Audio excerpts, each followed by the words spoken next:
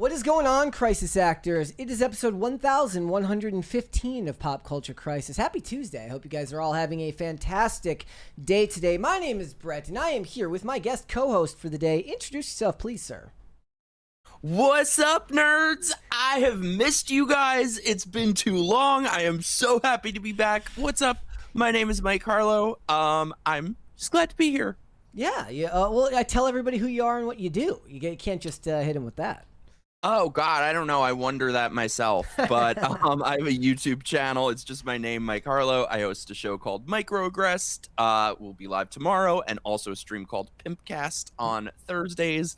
That's like a dude hangout stream with some pretty ladies occasionally as well. You know, you gotta bring that to the table. I saw gaming's episode go by my Rumble the other day. You do that as well, like tabletop gaming, it looked like.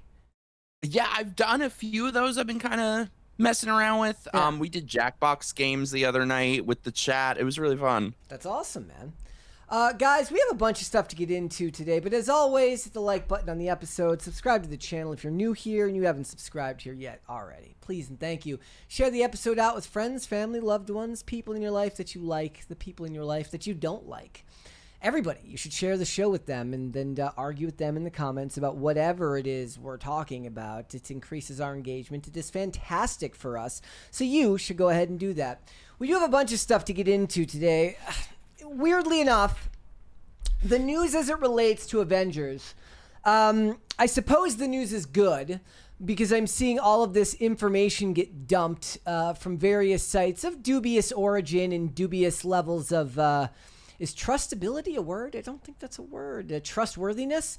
Talking about what the opening weekend box office is potentially going to be for Avengers Doomsday. And it's starting to feel a bit like a promotional psyop, something that they do. You know, even if the interest isn't there, they will it into existence through articles like this. Now, I'm not saying that that's what I think it is. I do believe that there's a lot of genuine interest to see Avengers Doomsday. I had my questions from the beginning of the entire process about whether or not I felt that that interest was going to translate to the same amount of money that Spider-Man was making, but we'll have to wait and see with all that. So we will get into that. We will discuss that today. We're also going to talk about Disney Plus failing to make it into any type of top 20 list as far as the top streaming shows in all of this year. They've got some shows on there that are acquired that they license out from other companies, but no Disney Plus original is actually resonating with any people, which is, of course, you know, not a good thing if you're spending millions upon millions of dollars on your streaming service. So we'll get into that. We are also going to talk a little bit about what is going on with the Hayden Panettiere situation. More information has come out related to her death. We'll get into all of that. So we've got that. We've got a bunch of other stuff. If you're ready to go, Mike, we can go. Are you ready? I'm always ready, Brett. Well, then, I guess, suppose we take a different tactic when we start here. So before we get started on all of it, then, I suppose, I'd like to get your thoughts first and foremost, because the news broke yesterday of the passing of Hayden Panettiere, but I would be interested to hear about what your thoughts are, not just on her passing, but also on what feels like, at least to a lot of people on X, a bit of an epidemic with young Hollywood professionals, young, my age, in that range, their 30s to early 40s. What you think of these recent cases, whether it be Hayden Panettiere, Davy Chase, Michelle Trachtenberg. What was your first thought when you saw that this happen? It's so tragic. In case you can't tell or don't know, I am a massive Scream fan. So I was on a stream on Sunday night when the chat alerted me and I found out. It's so tragic. I mean, anybody who has seen those movies knows how amazing Hayden Panettiere was in Scream 4. Seeing that at midnight the night it came out was just the greatest movie theater experience I've ever had. And, you know, there were so many things that I loved her in growing up. I used to love Heroes. She was in the final season of Ally McBeal, but I didn't know she could act like that and bring such life to a character. Like Kirby in Scream 4 was amazing. So it's just really sad. And I think now these details are coming out. It's kind of what we expected, but I think really the crux of the issue is showing why. I saw somebody mention on Twitter, why is it that 10-year-olds aren't allowed to work at the grocery store, but they're allowed to be trotted out in front of everyone on TV and in movies and just put through the meat grinder completely. So I think we're really starting to see the long-term effects of what was done to a lot of these young girls in Hollywood. It is interesting that they're allowed to work in the industry almost like with a way, like if you go look at what's going on with the Harry Potter actors now who are doing the series over there, they built a school, a full-size school on the set because they're required to, get a certain amount of education in per day, as well as very minimal amount of time. That's, of course, the UK standards are probably a bit different than ours, but a limited amount of time they're allowed to actually be on set. But those actors, if you want to talk like an Amanda Bynes, I mean, whole shows were put on their shoulders from a very young age. The same is true of really any young Disney star who ends up leading, a Disney Channel show back in the day. A lot of responsibility, and it comes with... there's other problems there beyond just what we're talking about with like a Hayden Panettiere, whether it's drugs. What we did realize, or what we did learn today, guys, is that they did find evidence of an overdose at the scene. Narcan was found at the scene. If you don't know what Narcan is a nasal spray that is used to reverse overdoses. I saw some absolutely egregious clickbait bullshit on X that really kind of pissed me off, with people kind of feeding into prototypical slop on X, where they were pointing out, they said a lethal drug that cartels use called Narcan, which is of course BS and not what it is. It's something that almost every addict learns to have at their disposal because it's used to pull you out of an opioid overdose. And oftentimes protocol will dictate giving, an ER, not an ER patient, but somebody who's being treated by EMTs, they'll get Narcan just because, to be safe, especially if they're non-responsive in this case. And so it was being twisted and abused on X for clicks, which I found to be absolutely fucking disgusting.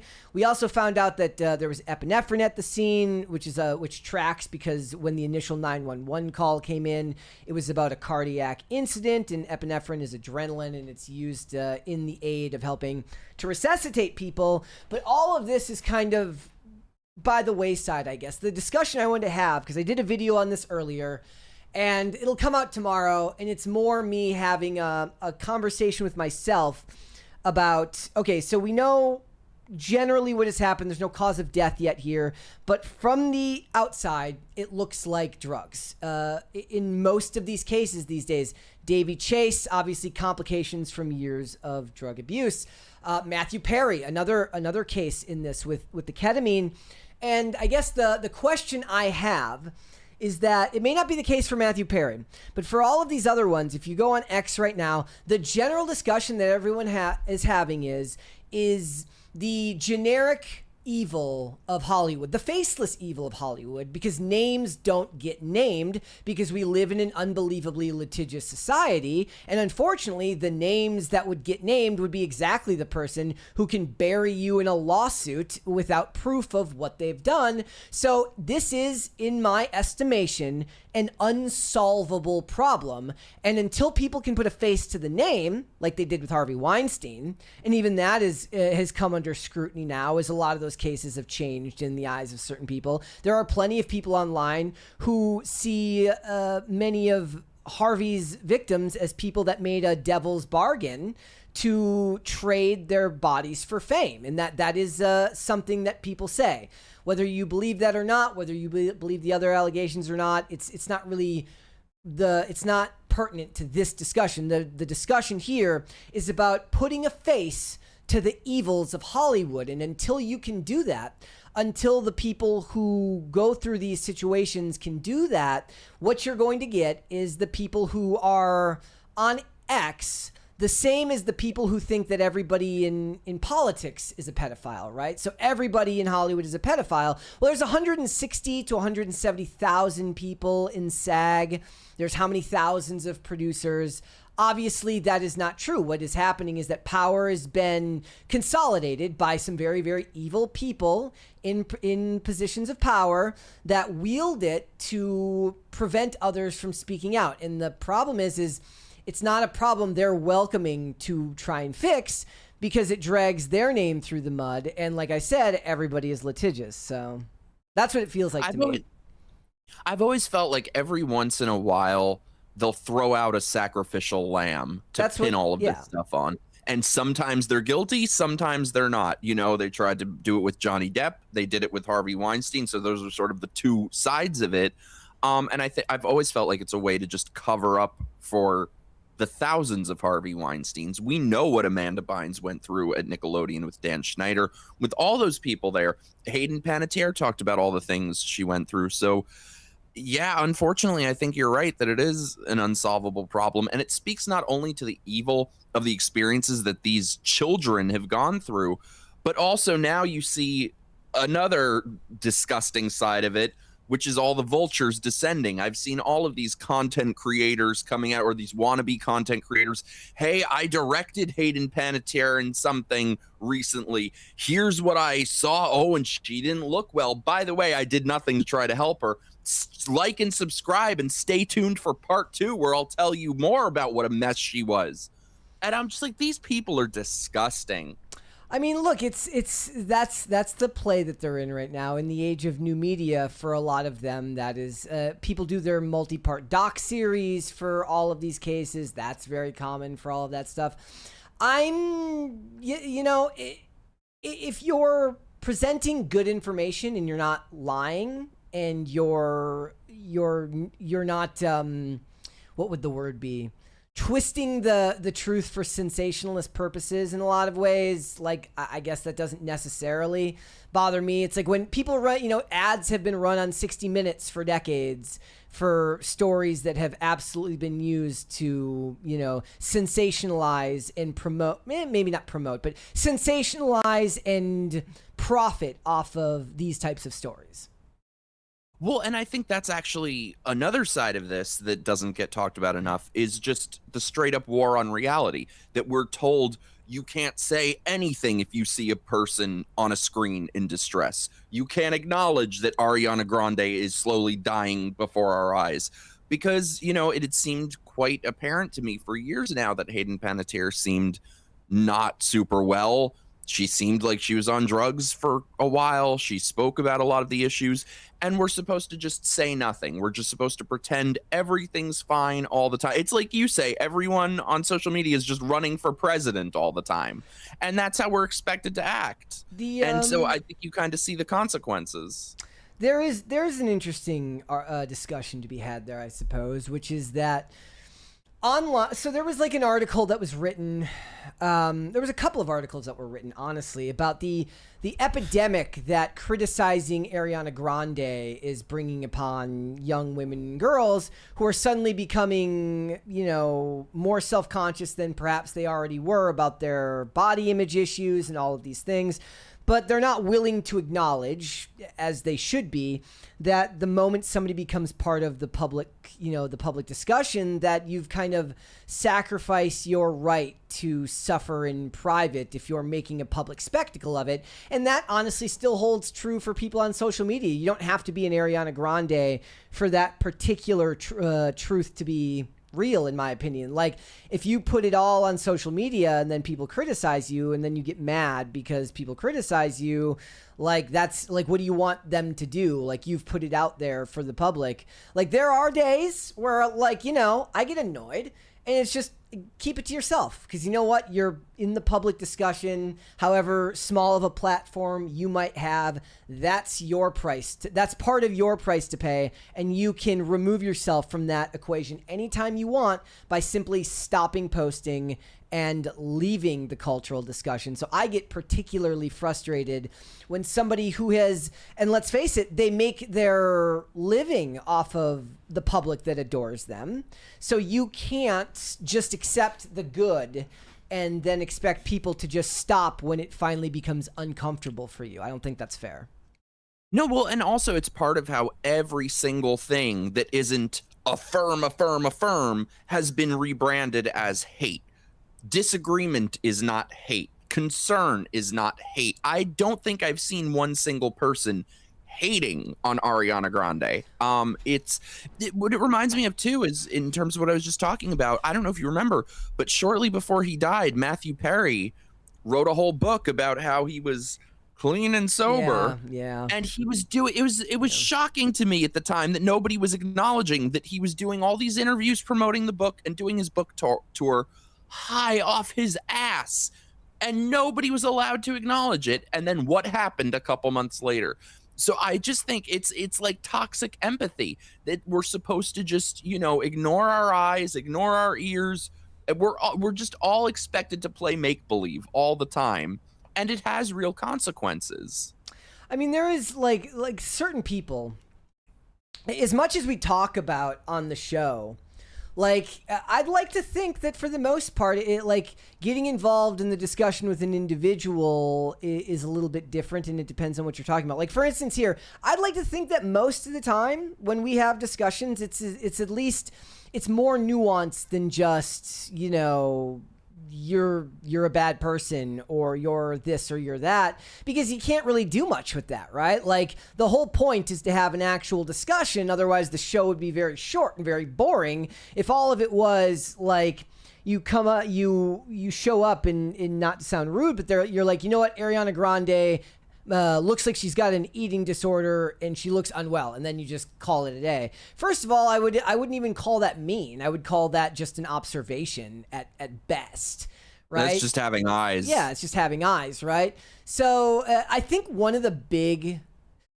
reasons this ends up becoming part of the discussion is one of the same reason headlines cause problems, which is that thumbnails have to be designed in a very specific way to capture the interest of the public, because you're always vying for eyes for people. So you have to, find a way to capture the interest of people and then get them into the more nuanced discussion that you may be having, hopefully having, on whatever topic that may be. And what I've always found is that for me, most of the time you end up weeding out those things just by virtue of giving it more than one try, right? So if somebody over sensationalizes but doesn't have the rational discussion, that's one thing. I just dismiss it right away. But I can take a sensationalized headline if the conversation that they're having is really, really good, and that doesn't bother me. But at the same time, like, it's got to be different for the people who are in those positions that are being talked about. But that you're Ariana Grande, you're effectively, is she one of the billionaires? I don't remember if she's one of the billionaires. Is she one of the ones that made $1 billion off of makeup and stuff? I don't think so, but she's doing just fine. I don't think she's struggling to buy a burrito. Well, that depends on how expensive the burrito is. If it was $20. Was that not the dumbest shit? Well, I mean, look, I like, I'm not much of a Chipotle guy, but I do like a Qdoba burrito, and they're like $10 to $12. So that's pretty cost effective for something like that. Chipotle, you gotta take out a loan to afford it, but it's worth it. Klarna, you have to Klarna it if you want to do that. Yeah, Klarna. There was there was more information as it related to everything to do with Hayden Panettiere, if anybody's wondering. So Brian Hickerson, who was her on again, off again boyfriend, there was a history of domestic abuse charges and stuff related to all of that. Him and his brother were present at the scene that day. There was articles written. They had actually spoken to him not that long ago. TMZ had spoken to him not that long ago, and they spoke about how they had to keep their relationship a secret because it was bad for her career. Well, anybody with eyes could see that it was bad for, the whole of her life, because that type of thing is very hard to escape. And one of the things that people learn is that, especially when you're in the throes of addiction, if you are, is that you kind of regress almost, no matter how many resources you have. It can be a little bit different if you're somebody like a Hayden Panettiere. You've got money in the bank, you've got resources, but because your life is tied to your ability to get access to drugs, sometimes you regress into almost a fight or flight mode. And what ends up happening is that she's fighting for her life to survive every day because she's got substance abuse issues. This is my positing of the scenario. And you can't do the hard thing. You're already doing something that's so unbelievably hard and difficult that you can't branch out and do the other hard things that you need to do to really turn your life around. One of those would be cutting out a toxic ex from your life, because when you're struggling, you tend to regress to what's comfortable, no matter how messed up that comfort is. And I think that plays a role a lot of times in that kind of toxic codependence in relationships. Yeah, and the fact that how many, it's very common how many people keep going back to someone like that. Like, ladies, make better choices. Get out. You don't need these losers. Come on now. It's sad to see. And the other thing was, so when it comes to he deleted his Instagram because he was being flooded with hate comments, of which people are like, I'm assuming people are actually going out of the way and saying crazy shit like you killed her or something like that. Obviously, there's no proof of that. That's not what the cops have looked at so far. But to say that he played a role in making her life miserable wouldn't be an unfair thing to say. And so the internet does what the internet does, and was flooding this dude's comment section on Instagram with that. And he's since deleted his Instagram, and now his mom is speaking out against him. But if you've done any of the reading, it's like her and her mom were estranged too, because when Hayden Panettiere wanted to break up their professional relationship, her mom was pissed because her mom seemed to be in it for the money, right? So Hayden basically said, "I just want you to be my mom again." And the mom was furious. Well, now the mom is speaking out against the boyfriend, Brian Hickerson. It says, so it's not just her. Like, apparently she hated Brian Hickerson and he hated her every bit as much as she hated him. This is what she said about it. "I think Hayden was an amazingly talented person in so many departments. And I think young people who grow up in the entertainment industry, it is a struggle and a very challenging industry, and it's not unusual for them to sadly find the wrong path. She doesn't out and out blame Brian for her death, but she sure seems to insinuate that he was a bad influence." That's TMZ's estimation. And that's what the mother said? The last part was TMZ adding there, but the first part. No, but I mean the first part. Yeah. See, right there, massive, massive red flag. The first thing she says about her daughter's death is she was very talented. Yeah. You're focused on her work. Yep. Your daughter right there says everything you need to know about what she had to deal with growing up. Yeah, like the kids don't just have their own, a lot of times these kids end up being the breadwinners of their families, and the families end up being reliant on them. That's so sick. It's almost sounding like a Brittany Murphy type situation. Do you want to remind me? It's been so long since I've heard about that case. Oh, don't get me started on that. Speaking of ladies, dump these losers. Brittany Murphy, who I love, and we will never know what happened to her. It's tragic. She was amazing. If you grew up in the 2000s, Brittany Murphy was everything. So it was clear she got very skinny. It was clear that she was on drugs from all her interviews, sort of similar to Hayden Panettiere. And she married, this fat slob who was a con artist, and he had sued some movie studio to get a writing credit on a movie that he didn't even work on, and they just gave it to him. And then he tried to grift off of that. He was just a con artist, scammed all these people for money. And so she married this fat slob for some reason, probably under the influence, and he destroyed her life. She, ended up being very secluded with him, became a recluse and on all these drugs. And then she mysteriously died one day. They said, it was mold in the apartment or something. So it seemed to anybody with eyes, he did it. What's even weirder, though, him and her mother start sleeping together. right after her death. Oh yeah, look up the Larry King interview with Simon Monjack and Brittany Murphy's mom. It is the way he's talking about her, they're asking him about, why did you refuse an autopsy? And he's like, oh, well, she had the most lovely body. She's curvy in all the right places and had great skin. How could we? Are you insane? So they're talking about how him and the mother sleep in the same bed, and they're taking these portraits together where they look like lovers. Plot twist, though, shortly afterwards, he drops dead. And they're saying, oh, the same mysterious cause. We don't know. I'm like, and so Brittany Murphy's father tried to open up a murder investigation. He swore his daughter was murdered. It went nowhere. The mother, I'm sure, made out like a bandit, disappeared. I'm not saying anything because we don't know. We don't know. We will never know what happened. But the thesis of that story, ladies, fellas, if you are dating the succubus, get out. Get out today.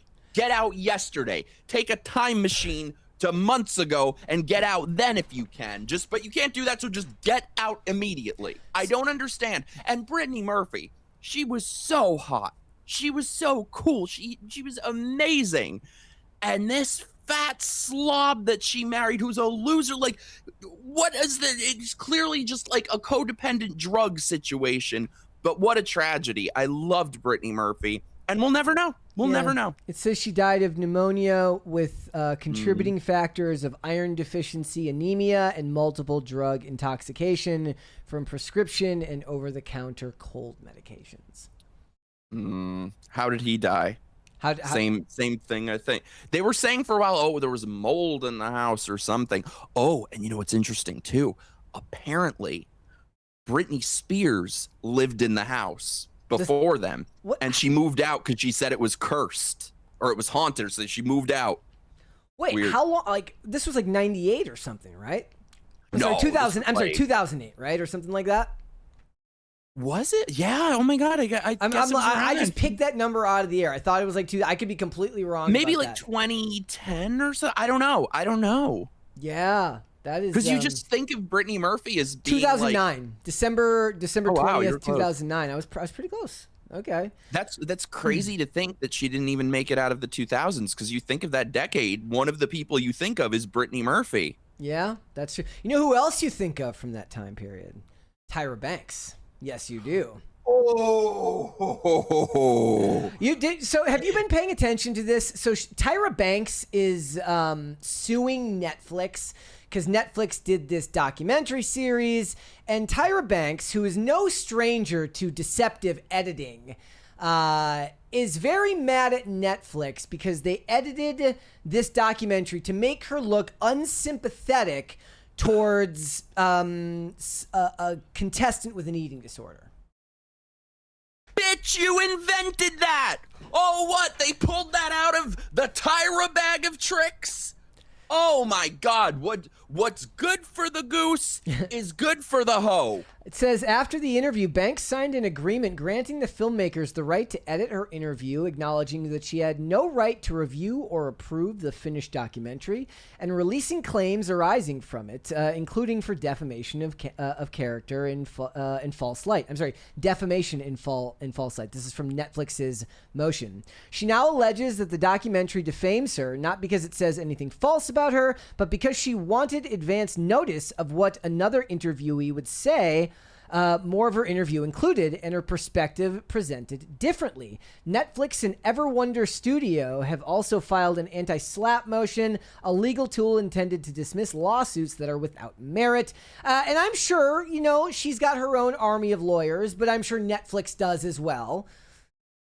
Oh, it's just the pot calling the kettle black. I mean, I'm sure, Brett, I'm sure there's no way that you actually watched America's Next Top Model. No. However, I have seen every cycle. See, Tyra Banks is so far up her own chotch that they weren't seasons. They were cycles. Okay. Cycles.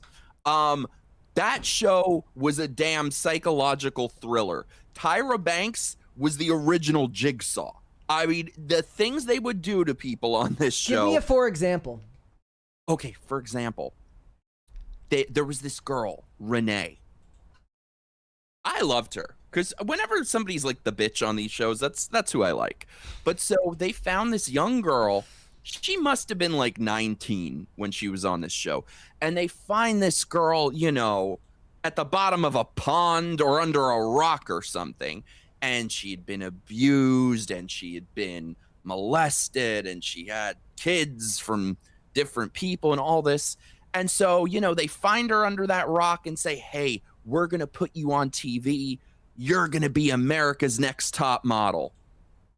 So they always have the makeover episode. Oh, I don't know if you know about the makeover episode. Do I look like I know about the makeover? I don't. No.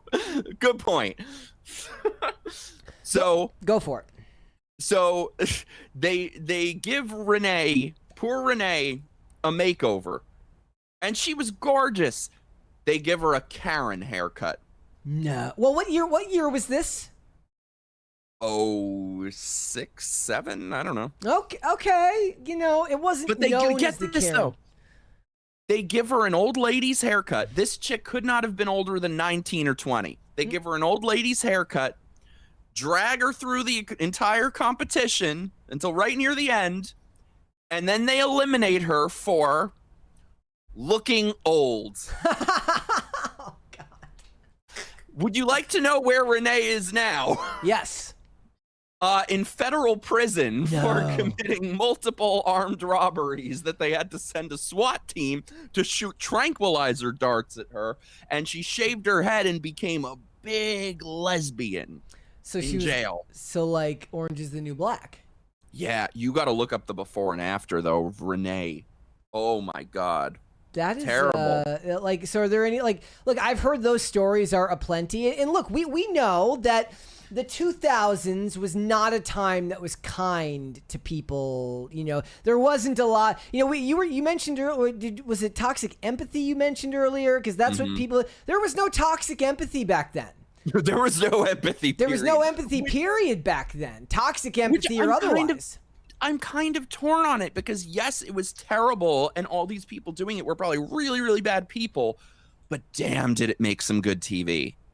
Well, I mean, that's the thing, right? Reality TV is kind of the problem in that respect, which is that those storylines are great if you're doing something where they're characters and it's actors portraying a character. It's vastly different when we're talking about real people that are being manipulated by, let's face it, the most evil of Hollywood producer is probably the reality TV producer. Mm-hmm. Oh, you don't know the things they would do to people on the show. There was one girl on one of the seasons who got a phone call from home. Her best friend since childhood passed away. The next day they have the photo shoot. Guess what they're having her do for this photo shoot? Lie in a coffin in the grave. I'm telling you, this show this bitch is Jigsaw. I mean, this was unbelievable. I mean, if you tell Tyra that you just found out you're diabetic, guaranteed the next photo shoot will be in a sugar factory making snow angels in the sugar. Look, she's just trying to toughen you up. It's exposure therapy. She's trying to help you. It's tough love. She is sadistic. Oh, there was one girl who had a little gap in her tooth. So Tyra made her go to the dentist to remove the gap and close it. The next season, someone comes in with perfectly straight teeth. Tyra makes her go to the dentist for them to drill a gap between her teeth. I thought, look, if you go to any Target, like every third like picture on the wall is like somebody with a gap tooth, though. So there's like a market for that. Maybe not back then. Not in the 2000s. Not in the 2000s. We didn't allow any mids back then. Look, one of the names that gets discussed a lot when they're talking about the 2000s and Ariana Grande is like Nicole Richie and stuff like that. That's all the same time period, right? God, it was just the golden age of reality TV. I just think it's hilarious, though, by the way, this Netflix documentary about her and Top Model was the most gingerly, soft-spoken, tiptoeing documentary. You know, they got into a little bit of this, but not that in-depth. Like, it could have been so much worse for her. and just that she can't handle and tries to sue them for doing 1/100th of what she did to these poor girls for 25 cycles. Well, she also benefits because we live in an even more litigious society now than we did back then. But you'd think if I was her, you'd want to get that shit out of the news cycle as fast as possible, right? Because it's like the last thing you want to do is remind people of. See, I love that stuff. I love to go back and watch stuff made in the early 2000s. It's extremely. It's not just that it's politically incorrect, because like for instance, today when people do politically incorrect humor, sometimes I don't like it because it feels like it's doing it for the sake of doing it. Whereas back then, there tended to be at least some artistry to it because the guardrails were less severe. So you didn't like your politically incorrect art would be done in the service of the art part rather than the political part. Whereas now it's done solely for the purpose of trying to push boundaries and say, like, how many comedians today, their whole selling point, their shtick is like, oh, I'm going to get canceled for saying that. That feels less real than it's ever been these days. Yes. Like, that feels like we may be in what they deem woke too, but I don't think that prevents the fact that if you want to say the crap you want to say, like, you can find an audience and you're going to be fine. The platforms don't see, like, that Netflix has built their brand on like, ooh, edgy stand-up comedy humor that's really not all that edgy to begin with. But it just feels these days like it's a different type of political correctness. It's all inauthentic. It's all insufferable, which is why I can't stand any of it. But in the 2000s, like, they did not care. You couldn't say it wasn't authentic. At least, you know, it was all manufactured by producers, but the emotions were very real. Does that mean that this project you're working on right now is going to have elements of this?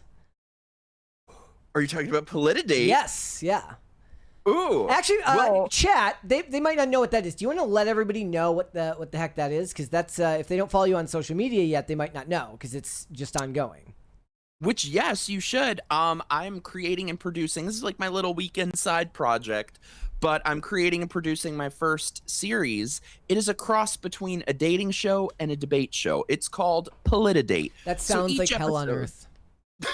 That's what everyone says, by the way, that I try to recruit to be on it. They're like, oh, I can't wait to watch it. No chance you're getting me on it.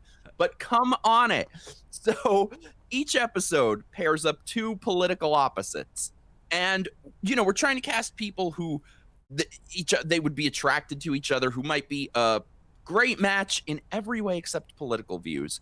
So it matches up two political opposites and sends them on a first date. So they will sit down together, maybe have some drinks if they want, answer question prompts, and then at the end of the hour, each person votes on if they would go on a second date. So make sure you're following it. We are casting, so we're looking for all types, left, right, especially we need the libs. I've had like over 100 people apply to this. Do you want to know how many are leftists? How many? 1. So tell your leftist friends, but we need conservatives too, men, women, whatever. It's going to be great. It's, you know, hopefully harken back to good reality TV. Because I figure, you know, you watch a debate show, you know what's going to happen. You know everything everyone's going to say. On here, you never know what's going to happen. Maybe some would be very heated, but some could actually be sweet and they get past their differences and they go on a second date. I have a sneaking suspicion that very few say, or let me rephrase. There's going to be a lot more conservatives willing to go on a second date than there will be leftists that are willing to go on a second date. Oh yeah. I mean, it's impossible to even get leftists to speak their views, which, by the way, oh my God, I don't know if you caught Tim's debate that he just did on Jubilee.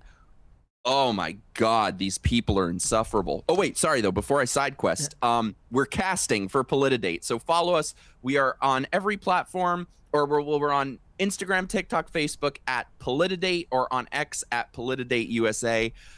Episodes will be in different cities, but we're looking in the Orlando area and also the DC area. So come be on Panettiere, tell your friends, apply, follow us on something. The application is there. It's going to be amazing. And, you know, it's totally up to the participants if they're more interested in the date or the debate. So whether you come looking for love or looking to yell at someone, up to you. That's look, I have to imagine that there's at least some bachelors in the live chat right now. I'm looking at you, live chat. Somebody here should go and sign up and report back and let us know how it goes, because wouldn't it be funny if what you ended up doing was finding love, everlasting love on Panettiere? You never know. Seriously, go apply. It's Panettiere USA on X, Panettiere on everything else. Also, oh my God, how insufferable were those people that Tim had to sit with? I don't watch Jubilee. I would rather gouge my own eyes out. See, do you know what they did to me? Did I ever tell you this? No. I went on once. They photoed in the thumbnail.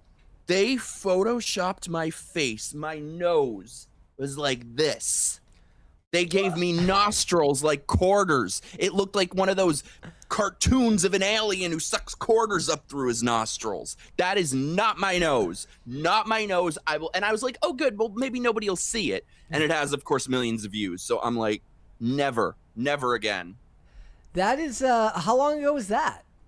That was 2020. So do you know how? I didn't even know they've been around that long. I think that's when they were starting. Let me tell you something, by the way. If you watch any of these debates on channels like Jubilee and stuff, let me tell you why the people are so horrible. I'm not talking about who they have as the main person, obviously not Tim or Allie Beth Stuckey. They're, they have the one person. I'll tell you why the rest of them are terrible. Because these people never want to pay. Do you know how many Jubilee things I've turned down? They want you to fly yourself there, travel yourself there. They don't go for anything. So they end up with just the people who are dumb enough to pay all sorts of money, who are really thirsty to be on camera. So it's not, poor Tim or whoever has to go against them. They're not debating the best and the brightest. It's the people who said yes. Yeah. All right, let's move on, ladies and gentlemen. Let's dunk on Disney a little bit. Everybody loves to dunk on Disney, right? All right, so Disney has had some wins. They've had some losses this year. Devil Wears Prada 2 counts as a win. Toy Story 5 counts as a big win. You could even, after a fact, consider Spider-Man Brand New Day a win for Disney, even though it's more of a Sony movie than it is a Disney movie. But if you look at the loss category, I would put Hoppers, Mandalorian and Grogu, definitely Moana live action, and then I guess Super Troopers 3, if you want to count that on there. I don't know anybody that actually, I think I saw one person in the chat the other day that was like upset that we didn't go to see it. I was like, I was never going to see Super Troopers 3. I didn't even see Super Troopers 2. I love the original one from what I remember, but I'm not going to see Super Troopers 2 or 3 however many years later. Well, okay, so they got a couple of wins, they got a couple of losses at the theaters. It's been a big year for theaters in general. Lots of big hits, obviously Spider-Man, The Odyssey, Backrooms, Obsession. You could put Project Hail Mary in there, though not necessarily relative to its budget. But one place that Disney is not thriving right now, guys, is streaming. At D23, they had a whole bunch of announcements, and a great many of them were for movies and things coming out in the theaters. There was a couple of announcements that got people a little bit interested, the most of which I think was Vision Quest, which is a Marvel series that's going to be coming out in October. You've got Ahsoka Season 2 in January. And then you've got Oswald, which is based on like a 100-year-old character, which is a live-action animation hybrid that Jon Favreau is making. It's for the 100th anniversary of the character, coming out in February of 2027. Here's the problem when it comes to Disney Plus, though, with crap like that coming out on the timeline. According to Nielsen, not a single Disney Plus original series ranked in the top 20 most streamed series so far this year. Not a single one. They've got a couple that are acquired shows that are on there, like Bluey, which is not theirs, but they license. Netflix, which gets the last laugh. I don't care what anybody says at the end of the day. Look, I am all about the theater revival. I do believe that the theater experience is superior. I have way more fun going to the movie theater than I do watching television, though I would argue that I do them for different reasons. I go to the movies to watch something new and entertaining. A lot of times television these days is something I put on in the background. It's almost like it's like a self-comforting gesture to make sure you have something playing in the room there. Netflix gets the last laugh. Okay, there was a thing the other day. In fact, I'm gonna pull this up, and I'm kind of sidetracking already here. Did anybody see this this tweet that people were sharing? It says 8 films have now crossed $1 billion since the Netflix CEO said that going to the theater for many people is an outdated concept. So 8 movies have hit $1 billion. Now you can laugh all you want. You've got Spider-Man, The Odyssey, Toy Story 5, Michael, Lilo and Stitch, Super Mario Galaxy, Avatar, and Zootopia. A great many of those are Disney movies. Here's the problem. Even if they make $1 billion, they split that money with the studio. The theaters split that money with the studios, right? I looked it up. If you look at like Netflix earnings, they're making about $1 billion a month in profit. So they're not hurting at all. They're making billions upon billions of dollars every month because Netflix is the default streaming service that everybody has. And that's really where Disney has a problem right now. People may have Disney Plus. There's 55 million people subscribed to Disney Plus, but none of the original content is what people are showing up to go and see. Netflix has 10 shows in the top 20, 3 of them in the top 5. Prime has 3 shows: The Boys, Invincible, and Fallout. Peacock has 2 shows. Peacock, which is way smaller than Disney Plus, has Love Island, which has women and traitors. Yes, has the women, the girls, and the gays in a chokehold, right? Hulu has one that's kind of Disney with Paradise. HBO Max has The Pit. Paramount has Landman. Even Apple TV has Shrinking, which I've never heard of. Starring. I think it's the Harrison Ford one. I'm like, how did they get him? Yes. Well, you know, Apple TV they can subsidize. They have gazillions of dollars they can subsidize. Yeah. Disney Plus has 55 million subscribers, which is more than Peacock, which has 41. Apple TV has 19 million. Yet they have the smaller services still have more on the top 20 list. Every time a new Marvel Disney Plus show comes out, doesn't even crack these lists anywhere. They everything ends up dying on a vine. Nobody cares. It is where Marvel, Star Wars, and Disney content goes for depressing irrelevancy. By the way, does it say what the Netflix ones are? Because I wonder if any of us have even heard of them. I can go and check and see if they've got them on there. Like they listed the other ones, but I mean we can go. I feel like actually, no, I have the list here. So let's go down the list. So let me go make sure we go back up to the top here. Yes. So this is the, we'll go with just the ones that are on Netflix, not some of these ones that stream on both, right? So you've got Love is Blind, One Piece, Virgin River, His and Hers, Miss Rachel, The Night Agent, The Lincoln Lawyer, Bridgerton, Stranger Things. I haven't heard of half of those. Yep. And then you go to the acquired list and it's the same thing. Like the real money isn't even in new stuff that costs a fortune. The real money these days is in licensing stuff out from people. And, you know, like you go down this list and it's all stuff that's been around forever. Grey's Anatomy, The Big Bang Theory, Bluey, SpongeBob SquarePants, Family Guy, Bob's Burgers, Paw Patrol. I just read an article the other day that criticizes Paw Patrol as pro-police propaganda. Far-right pro-police propaganda. Admittedly, I've never seen an episode of Paw Patrol, but, you know, if they're arresting the criminals, you know, that's good for them. Maybe the little poodles are, you know, rounding up the illegals. Maybe that's what it is. And Netflix just has this dominance that just seems impossible for anybody to really topple.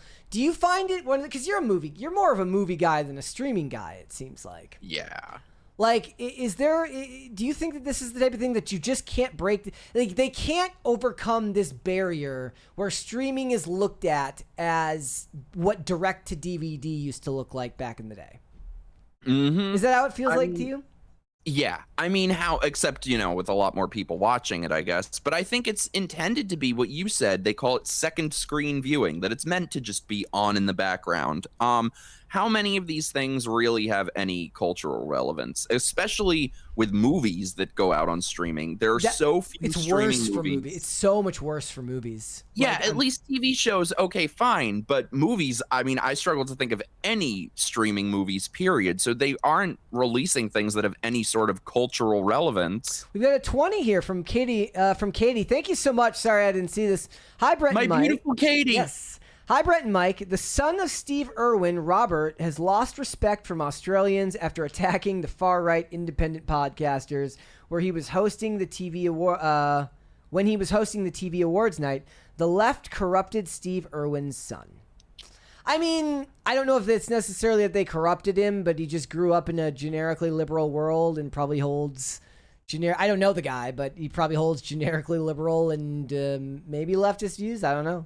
I bet it's not even that. He knows he has to say the thing to sit at the good people table. I don't know what he said, but there's also it's back to what you were saying. And Katie, again, thank you. It's so funny. So there is this like goodwill gap when it comes to movies for me. So I am simultaneously willing to give movies that I see in theaters way more goodwill and movies that I watch on streaming way less goodwill. Does that make sense? Yeah, because you know the effort that it took to get a film, especially if it's an indie film, to get it released in theaters, and whereas streaming, you know, it's just a sausage factory at this point. It's just put out anything, explain the plot 17 times, no one's paying attention anyway. I don't even know if it's that. I think part of it is literally just the ambiance of being in the theaters. The sounds are all encompassing. It fully kind of holds your attention. Whereas like even the most action-packed movie on streaming, I find myself reaching for my phone.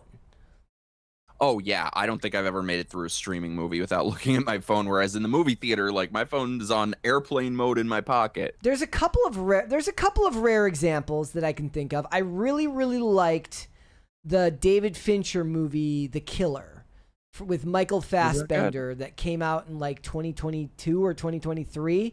That one really, really held my attention. But most of the other streaming movies that I've watched, they just haven't. I'm trying to think of one that I've liked. I can't think of one. What are like horror streaming movies? I can't think of any. I mean, the thing is, like, horror seems like one of the genres that should be unique to theaters because I feel like it's more scary in the theater, in the dark theater, right?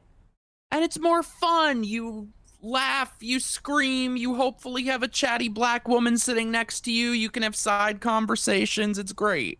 I mean, do you ever like take up the role as the chatty black woman when nobody's there? Oh, I am the chatty black woman. Don't get me wrong, not having distracting conversations, not talking about what you had for lunch, but you know, don't go in there, get out of there, dump that loser. That was literally Jada Pinkett Smith's role in Scream 2.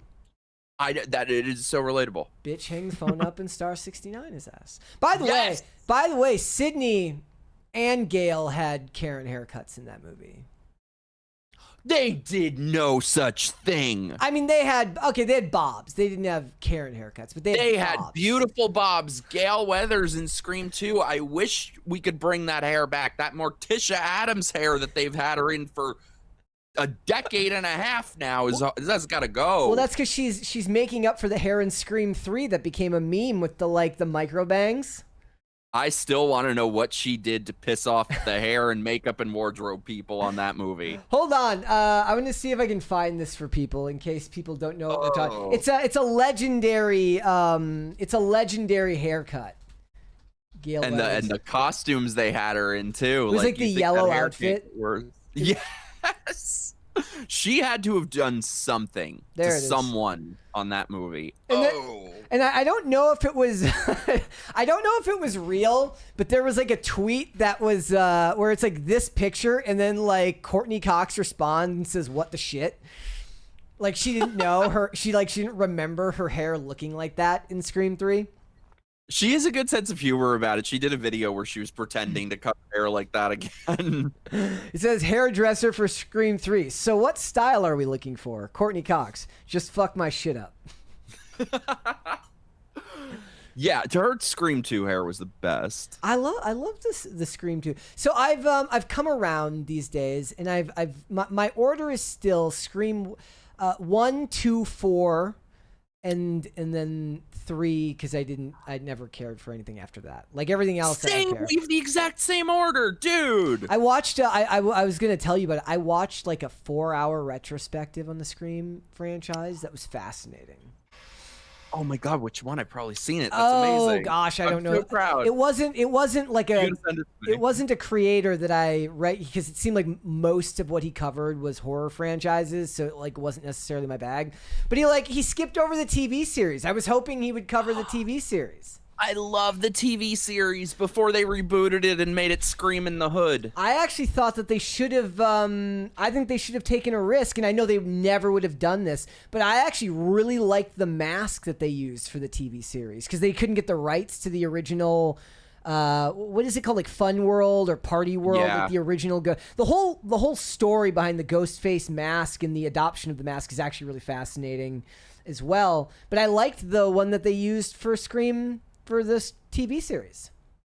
See, you guys, Brett claims to not like horror movies, I mean, that was but an he's wrong. MTV TV series. It's not exactly like it's gory.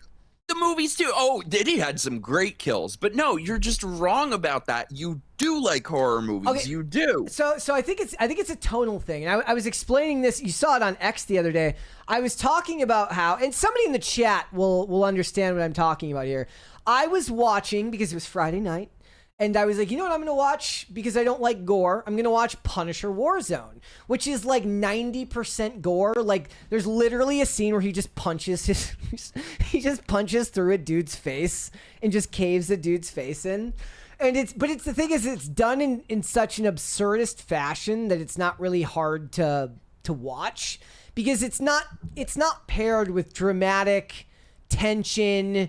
You know, horror is more than just blood and gore. Horror has a lot to do with camera work. It has a lot to do with timing. It has a lot to do with the music that's playing in the background. For instance, like, you don't even even if you don't know what a jump scare is, all you really need is the music to know when a jump scare is coming. It's very, very relevant to how a jump scare is done, that and the camera work. But in this movie, it's just unbridled gore and violence the whole time.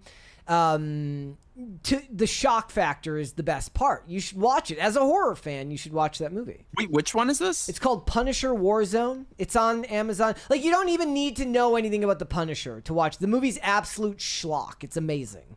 Ray Stevenson. All right, I'm sold. That sounds great. Okay, but you got to watch the Terrifier movies. They're just very lighthearted. No. You'll love it. Yeah. They're lighthearted. It's Like basically PG-13. I don't like being lied to. I don't like being lied to, ladies and gentlemen. No, but they're so good. You have to watch them. All right, I do like that the director has gone out of his way to remain apolitical about his franchise. Damien, he's amazing. Yeah. Oh, by the way, you know what I watched the other day? What's up? Ugh. There's a trans horror movie out. Wait, that's not what we're going to be talking about in the second segment, right? That's different? No, that's different. It's Okay. not rant worthy. It just it's disappointing because it's the most beautiful looking movie I've seen in terms of the cinematography. It was shot on film. There's matte paintings. And if it wasn't so hard on the agenda and the message and kept that out, it could have been a good movie. But halfway through, they just basically give up on it even having a plot, and it's just it's a metaphor. Wait, so what makes a movie a trans movie? The director is a non-binary man in a dress, a stunning they, them. And I thought it would be more, I don't know, transy in terms of the movie, but so basically it's called Camp Miasma. And it pauses periodically to lecture you about this is transphobic and queer this and queer that, and the thing is too, I was expecting I would just flat out hate everything about it, but I was totally on board, ignoring that element of it. I was totally on board the first 45 minutes or so. It set up some really interesting things and then just drops all of them to just lecture about gender and sexuality, and the two characters seem like they have a mother-daughter relationship, but oh no, they have to be lesbian lovers. And she's a filmmaker in the movie who's remaking this franchise to correct the transphobia, and I actually have insufferable. I have an immediate dislike for like any character in a movie or a TV show that is like a filmmaker, unless it's absurdist and completely like some type of stereotype of the industry. Like Hollywood is actually like one of the few things Hollywood is really good at satirizing is their own stupidity. Like whenever you watch like a TV show with like a director or an actor playing an actor, they always have to be the most over the top, insufferable, self-absorbed. I love that when they do that. You know, the type of actor who's like, there's green M&Ms in my bowl. Did I ask for green M&Ms in my bowl? Like, I would prefer if Hollywood did more. Like, there was a movie that came out in 2022 or 2021 that everybody hated that I actually really liked called The Bubble, which was it was a I heard that was terrible. It wasn't good, but the absurdist, like the absurd nature of all the characters made it fun for me, even if it wasn't a good movie. So maybe I'll rewatch that one. I don't know. All right, I don't know. I'm on board usually I love movies so much, so I like movies that are about movies even. But this was if it had a different writer, it would have been a great movie. Like what, New Nightmare? That was about See, what you are, Brett, is you're a horror fan in denial. That's like the only one I've seen, and I saw it when I was like. You haven't seen Dream Warriors? Mm-mm. Brett. Look, I said not a horror movie guy. No, but it's like okay. Just trust me on this. Watch Dream Warriors. It is just a perfect movie. It was directed by Chuck Russell, who did The Mask. It is okay. The Mask is everything. The Mask it's everything is a masterpiece you could ever want in a movie. Yeah. It's sort of like got a little bit of a Goonies kind of vibe, but it's so good. Oh my god! And there's a song. There's a song in it. Yeah, that's. I mean, well, is it on? Is it on Paramount? What's it on? I have to look it up. We'll look it up and we'll see. Who owns the Nightmare franchise? I believe that's Paramount. Oh, but wait, you inadvertently made things come full circle. Guess who is rumored to be in contention for directing the next Nightmare on Elm Street? Who? The non-binary man in a dress. Could have been worse. Could have been Eli Roth. Oh my god, his new movie is supposed to be the worst. I'm glad I dodged a bullet, that I had enough friends saying it's like one of the worst movies ever made. If I dragged my friends to see it, I would have no friends anymore. All right, let's do cue to the day really quick here, ladies and gentlemen. We are going to share this one from Drew. It says, snuggling yesterday morning. No names, but it's a kitty and a puppy, and they look very happy. They are very cute. The puppy in particular looks like it's ready to take a nap. So that is a good thing. Okay. No. All right, guys, you can always submit your pets for Q to the Day. Tag me on X. Or you know what? Use the hashtag PCCPets. I'm more likely to see it that way if you do. So thank you guys so much for that. All right, let's talk about the fact that in my humble estimation, it feels... So again, I'm not making any... guaranteed claims here, but it feels like the current build as it currently sits to Avengers Doomsday feels like a psyop. And what I mean by that is Spider-Man Brand New Day has absolutely decimated the competition at the box office. It is a solo film that is running side by side, records-wise, with Avengers Endgame, which was the final film in a 10-year build in the Marvel Cinematic Universe, and the product of dozens of characters, goodwill from fans and audiences, all that stuff. Spider-Man is a juggernaut when it comes to superheroes. He is the exception to the superhero fatigue rule, in my estimation. I do still believe that superhero fatigue is a thing. I believe that if it wasn't a thing, people would be giving mediocre movies more of a chance. They are not. They are giving the characters they know and trust a chance. Spider-Man is that character. Like I said, over $2 billion at the box office. Here is the problem. They are now using the same type of marketing metrics to talk about the pre-sale tickets for Avengers Doomsday and build hype around this movie, which is coming out in December alongside Dune Part 3, which I still can't believe is looking at like $100 million opening as well. I don't know anybody that actually cares enough about the Dune franchise to go on opening day. Maybe there's some of you in the chat. I saw Dune 1 and 2, the most recent iteration. Both were fine, I guess. But let's talk about what they're saying here, because this article feels like it says a whole bunch of stuff without saying anything at all. So it says, this is from The Wrap.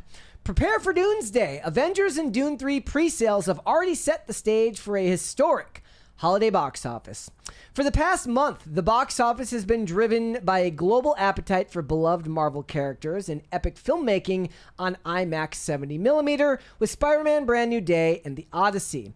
This holiday season, a similar trend is expected to occur with the Marvel Studios release of Avengers Doomsday and Warner Brothers' Dune Part 3. The foundation is already being laid for an epic Doomsday. I think they meant to say Doomsday, which they're trying to like astroturf into the cultural zeitgeist. This weekend, everyone thinks they're Barbenheimer now. Yeah. This weekend, Disney opened up advanced ticket sales for Avengers Doomsday a whopping 4 months in advance, timing the sales to the public release of a sneak peek first showing at San Diego Comic-Con and D23 this weekend. So they had the first trailer, and then they had the second trailer.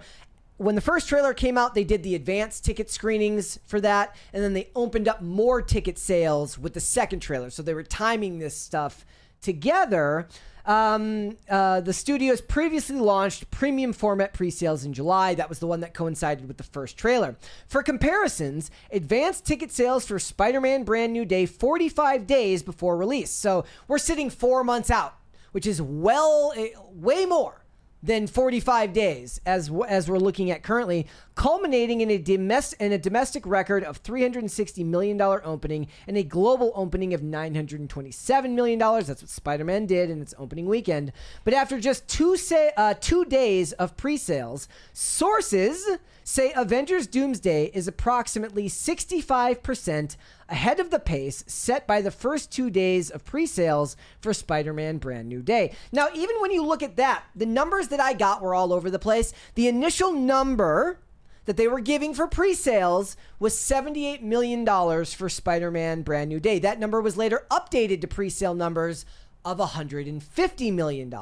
Now, whether that is accurate or not, it says there are a few caveats to note. Because no major blockbusters have started advanced ticket sales for general theaters this early, comparisons to other films will remain inexact. Usually, advanced ticket buying begins with a flurry from fans that are excited enough for a film to set an appointment to see it weeks in advance. Then sales decline for some time until they pick back up in the last week or two before release. There's no telling how advanced tickets for Doomsday will sell going forward, given the gap between initial pre-sale start and the release date. So I went online. It was very hard for me to find a showing at a reasonable time at any of my theaters, and that was true of Spider-Man as well. It was very hard for me. Normally for me, I like to sit in the back right corner because I have to take notes. I have to turn my phone brightness all the way to 0 and then squint as I'm taking notes.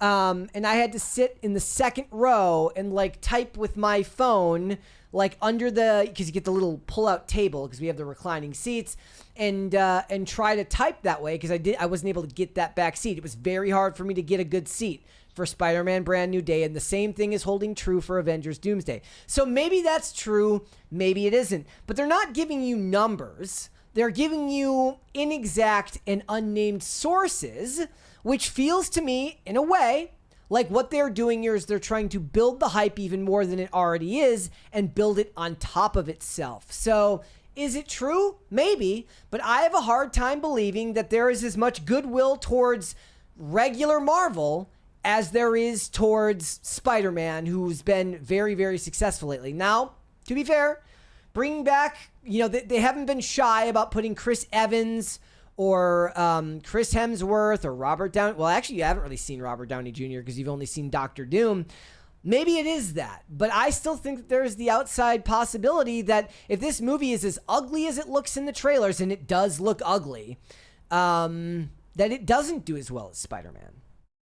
Oh, I think you're crazy. I think it's gonna make more money than anything ever. I think it's gonna be exactly what everyone thinks it's gonna be, just a bunch of member berries, and I think it's gonna make a fortune. I mean, but what do I know? I didn't think this last Spider-Man would be quite as huge as it is, but I think it'll be bigger. And Spider-Man is in this, isn't he? No, not as of current. I believe he'll end up showing up. He will be. He will show up in this is the first of two. Then Secret Wars comes out like the year after, so it will likely be. He'll likely show up in that one. He'll come in the last 30 seconds of this. Yeah, it's just the numbers are. It's so weird to look at this stuff, and then also like, what does it mean if one of these movies doesn't move its release date? So Spider-Man had an uninterrupted track after it came out because you'd already got the Odyssey a couple of weeks earlier. Now there's actually a fairly good comparison there, though. Again, it's not 1-to-1 because Dune and Avengers are releasing on the same day as opposed to several weeks apart. But a lot of people believe that it was possible that the Odyssey was going to fall off a cliff once Spider-Man came out. And that wasn't necessarily true either. Like, it didn't, it still dropped, but that's expected in its third week at the theaters. What happens when, like, doesn't it feel like there's at least some overlap between the science fiction fans of Dune and the fans of Avengers? Yes, they're different types of sci-fi and fantasy, but it feels like there's crossover. Okay, I'm gonna try. I've really never seen, other than the last two Spider-Man, I haven't seen any Marvel movies, so maybe I'll try to actually watch them before this, so I know what we're talking about. How did you feel about you went to see Spider-Man, right? Like, as you said, how'd you feel? Like, lost. I only went to go see it because some friends of mine wanted me to be on their stream talking about it. Yeah. And I've never felt more dumb in my life that I just had no idea what anyone was talking about. And I have no opinions on it. They were asking me, "Oh, what'd you think about this thing with this person?" I'm like, it was good.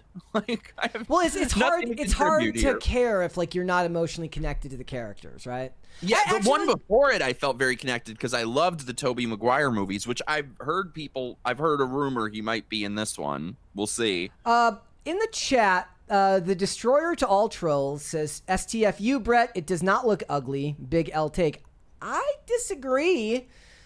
In the most recent trailer, it's brown and ugly, just like Supergirl was brown and ugly, and with the wide landscape shots, and the CGI is awful looking in my estimation. Now, that doesn't mean, look, it looks like it was mostly created on a soundstage. There are these shots of all of the Avengers that nobody cares about standing next to each other, and they literally look composited. None of them look like they have any spatial awareness, as if there wasn't even somebody standing next to them when they recorded their scene. When people stand next to each other, there's like an unconscious understanding of, like, personal space when they're trying to emote. There's none of that in this trailer, and I don't think that it looks good. I'm not saying it's not going to be a fun movie.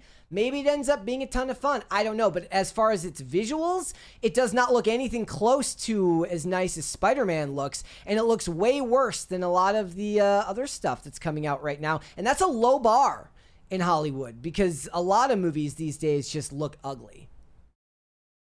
Yeah, all of them do. And I mean, are there any Marvel movies that don't look like that? And apparently, from what I've heard, they're really trying to make that. What was that movie that they retitled it? The New Avengers. They're really trying to make fetch happen with that.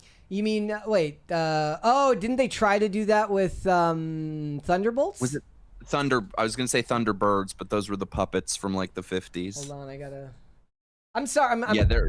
Hold on, we can't show the trailer here because we'll get copyright struck. But that's hideous. That's not like that. That's not even the shot that I'm thinking of. Like, why is he, like, literally the depth of field is insane and would never look like that in that shot. He's blending into the background. It's ugly.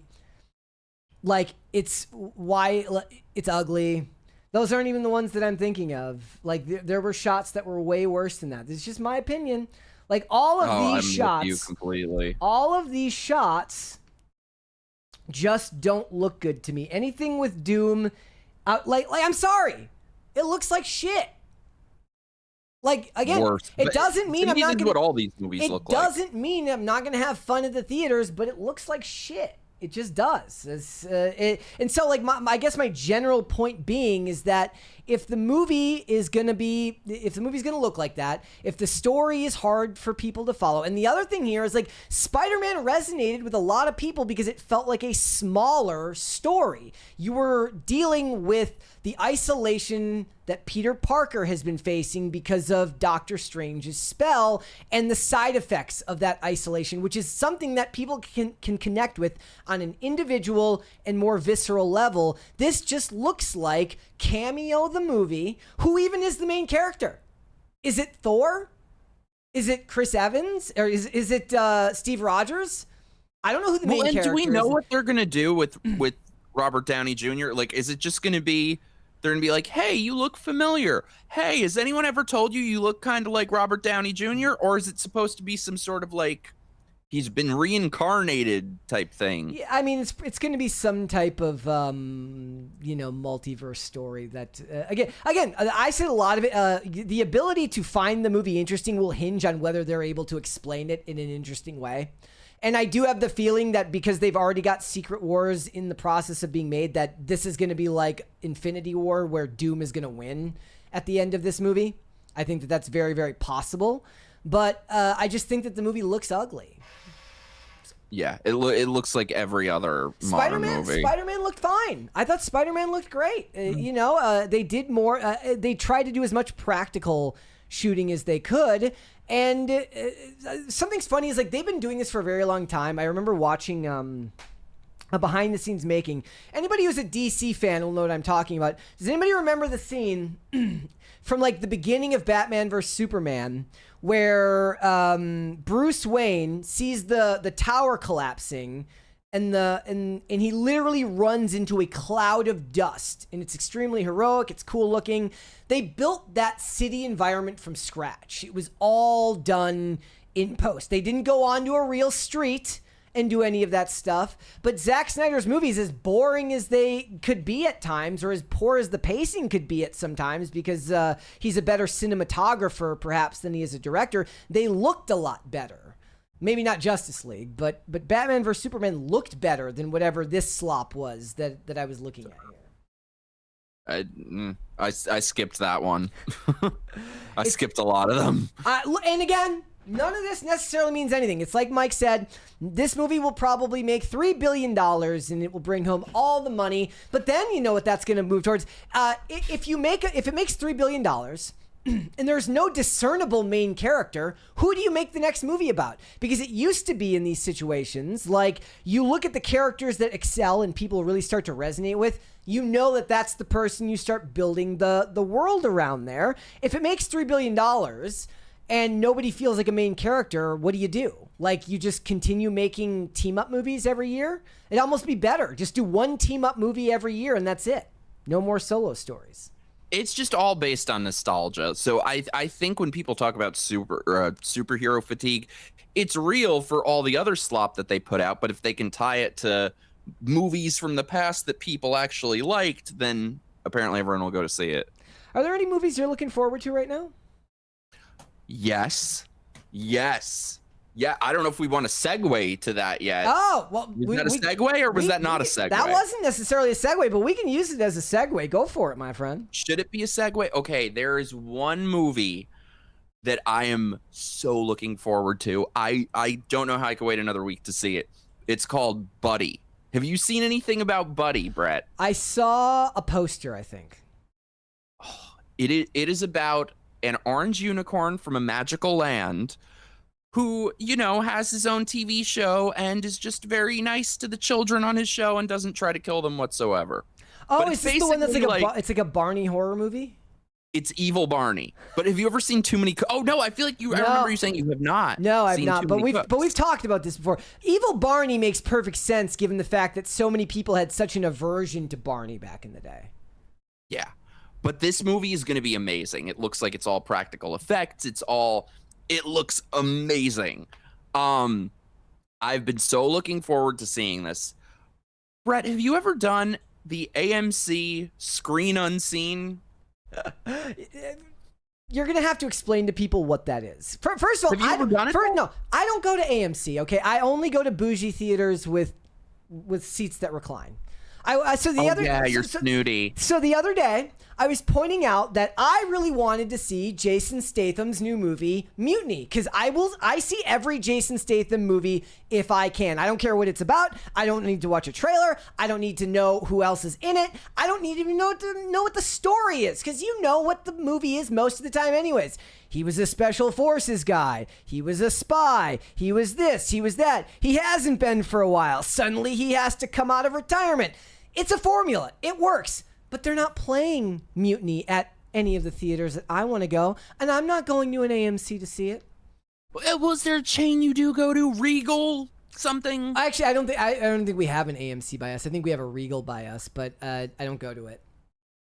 Well, they do the same thing. All right. Well, if you're not snooty like Brett, they have a thing at AMC called Screen Unseen, where it's a mystery screening of a movie that hasn't come out yet. They had one last night. I did a whole damn investigation in my mind of all the clues. What could it be? And just sort of gaslit myself into thinking that it would be Buddy. And I dragged my friends with me. And my friends they don't just hold grudges, they hold movie grudges. If I pick a movie for us to watch that turns out to be bad, I will be hearing about it. Do you guys do the thing where like you lose a turn if everybody hates the movie? Oh, no, they just act like I pick bad movies, and I don't. I pick amazing movies. However, as I have tried to explain to them, if it's a movie I've never seen, it's not me picking a bad movie. It's me saying, hey, let's give this a shot. So from what people were saying, the mystery screening last night was going to be one of two things. Either it was going to be Buddy, or it was going to be a movie called It Ends. And that title is a damn lie. Have you heard of this movie, Brett? No, like I said, I'd heard of Buddy once you explained it. It's been so long, but I had not heard of It Ends. How long was it? You said it doesn't end. How long was it? Oh, it's not about the length. It's about the girth. No, I'm kidding. It's got a 5.7 on IMDb. 5.7 people lied. Okay. This movie, it is about people sitting in a car and talking for 89 minutes. Yeah, an hour and 30 minutes. It says. Okay. It's elevated horror, which just means no horror. There's no horror. It's just them being so artsy. So it's these insufferable twats that it's very diverse. They have a representative for each race. So you got the white, the black, and the Chinese guy. And they're sitting in a car driving, and it's all in close up. So they're sitting in a car, they're driving, and the road doesn't end. And it's all very existential. Oh, it's about the meaning of life. And now people are trying to tell me, oh, you just didn't understand it because, see, Brett, it's a metaphor. It's a metaphor, which is a new thing, by the way, that these people say about movies where nothing happens. Oh, it's a metaphor. You just didn't get it. Movies that actually have metaphors that are good and have a story and have action don't need to say, oh, it's a metaphor. Talk to Me was a metaphor. It Follows is a metaphor. They still told a damn story, not just them sitting in a car. They don't even have road rage. At least give them road rage. Make it interesting. That would be more interesting. Oh my God! What was the plot of the movie? Like, what's supposed to be the plot? It says friends on a late night. I got it right. So it says this is the storyline. Friends on a late night food run become trapped on an infinite highway. So it's the runway from those Fast and the Furious movies at the airport. That must be what it is. Trapped on an infinite highway with otherworldly terrors lurking beyond, confined in their Jeep Cherokee. I hope they got a sponsorship for that. They must decide whether to accept their fate or to attempt to escape. Let me tell you something. So it's supposed to be like, oh, are they in limbo? Are they in purgatory? We never find out, of course. Of course not. It literally let me spoil it for you guys because who cares? They keep driving and they're driving and driving, and then some of the friends get out of the car and decide they don't want to drive anymore. So the other guy keeps driving, and then he sees another person on the side of the road and welcomes him into the car, and it ends. That's the point. Because it's a metaphor. It's a metaphor. It's about, life is about the journey and it's not as fun alone. And, it's basically something you would read. The message of this is something you would read on a pillow sham at grandma's house. It might as well have been Live, Laugh, Love. There's no kills, there's no villains, there are victims. The audience is the victim of this movie. Was there like ducks on the Jeep? No, they didn't get ducks. They should have had cursed ducks, and that was what was keeping them. And then, you know what? This is what they should have done. I know nothing about this movie. What they should have done is they should have had the ducks be cursed, and then the driver has to sever their identity as an annoying Jeep driver who makes having the ducks on their dash part of their personality. They have to sever it, and they have to become more than just a Jeep person, which is showing you the true frailty of identity and how learning to separate yourself from who you once thought you were is the only way out of an endless loop.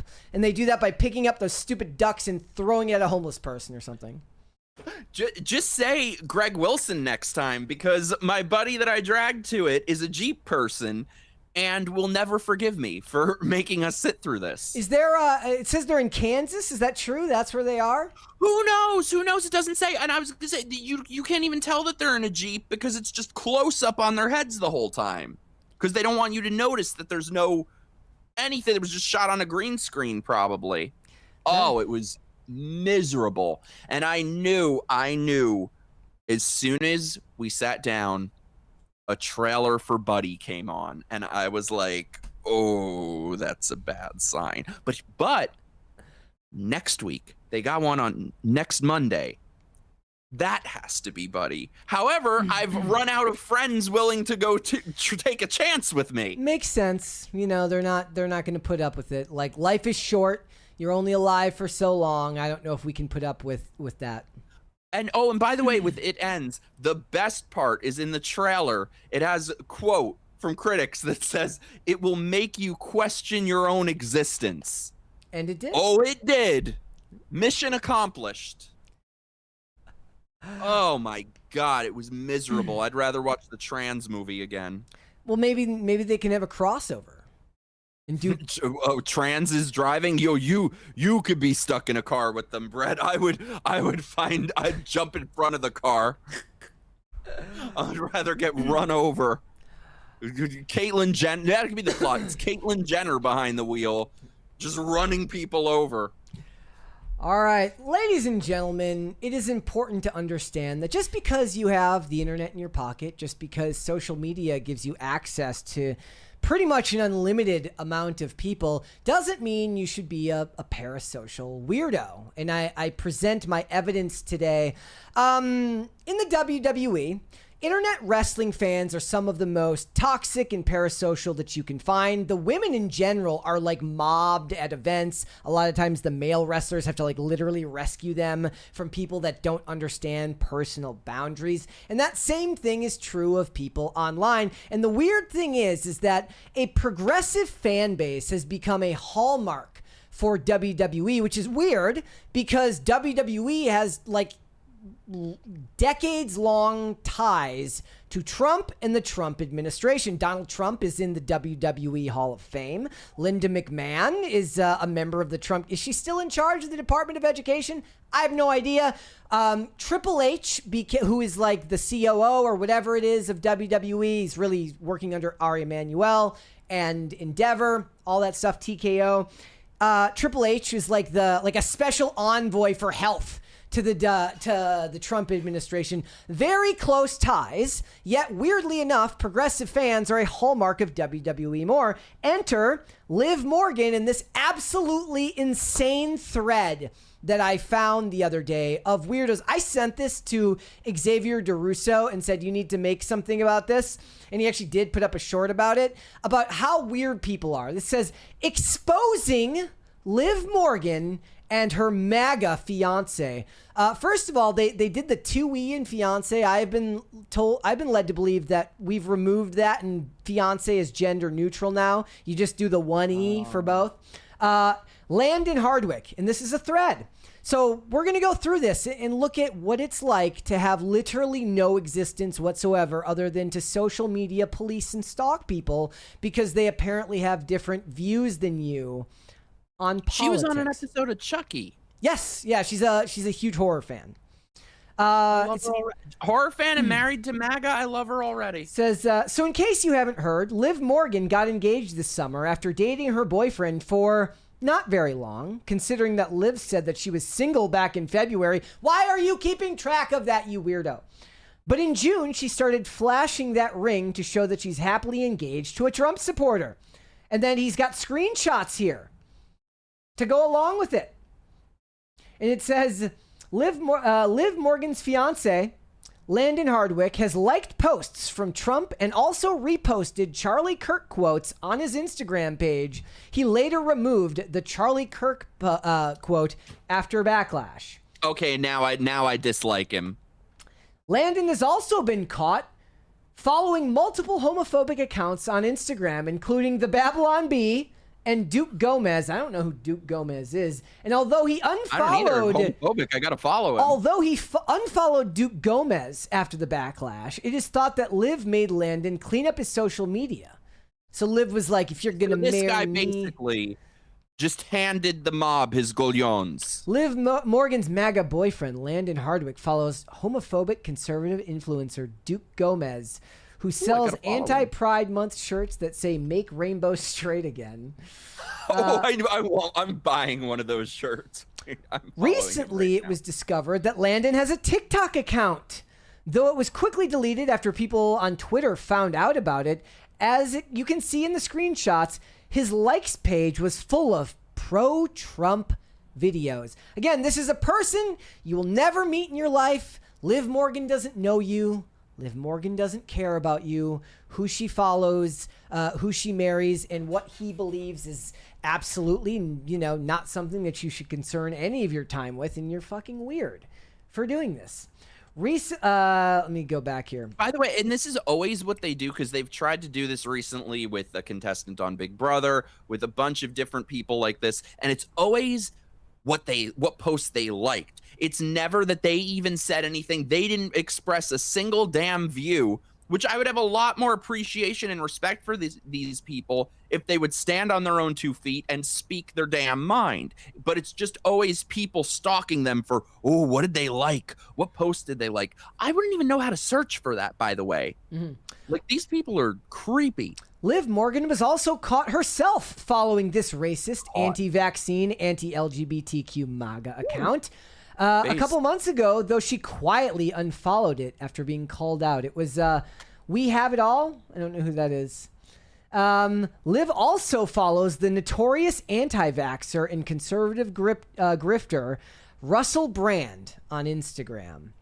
Oh my God. Liv is the thread is still going, ladies and gentlemen. Liv has also recently started following Landon's parents on Instagram, Kirk Hardwick and Tracy Johnson Hardwick. Like, they're calling out this guy's parents now, both of whom are extremely MAGA, which is not surprising since they raised a MAGA son.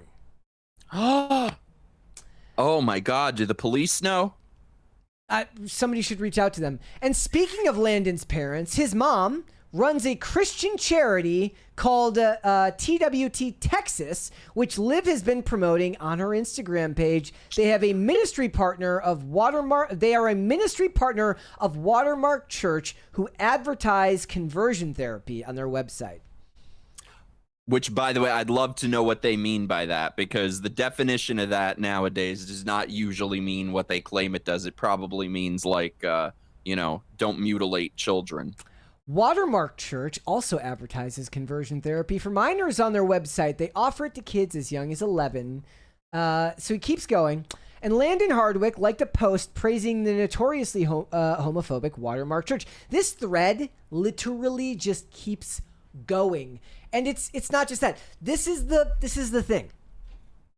There is a point where you just have to accept that stuff you like is going to be made by people you're likely going to disagree with. Now, people on the right are more used that this is a callus that people on the right have had to accept before others. Now, to be fair, there are plenty of people on the right that categorically refuse to watch anything from Hollywood, don't give money to people who hate you. They don't like the idea of supporting someone that they don't agree with. But this is a side effect of a culture that has become so unbelievably polarized, and then you tie it in with the fact that there is this ungodly amount of celebrity worship that just seems to run rampant in society today. And it is the strangest thing to me, as somebody who talks about this stuff every day, the first thing you should do is just remove the notion in your head that these people are worth worshiping. They are not. Even the ones you like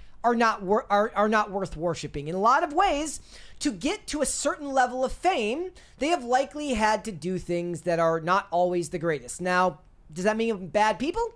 Not necessarily. But does it mean that they're human beings? Yes, which means that you should not be worshiping them to begin with. And it was more than just that. There was also this one from somebody else.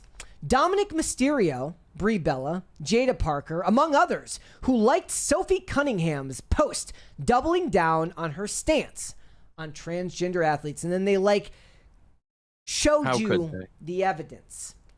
By the way, I have no idea who any of these people are. They're pro wrestlers. The point is these are people who are wrestling fans who are sharing with you that these wrestlers that they seem to worship, they like people that they don't like. Therefore, they need to let the world know and expose them as what? People who disagree with you? Stop being so weird. It is enraging. Well, and also, it's not that we just say this. We practice what we preach with this. I had just said for the first half hour or so of that movie by the trans, I was really into it, and then it got bad. But I was able to separate, okay, just ignore the lecturing parts or whatever. I'm enjoying the rest of it. But they are incapable of that because the left is a cult. They demand total and absolute conformity. Nobody can disagree with them a millimeter, let alone an inch. And this is what they do to everybody. They just want total conformity. Everyone has to agree.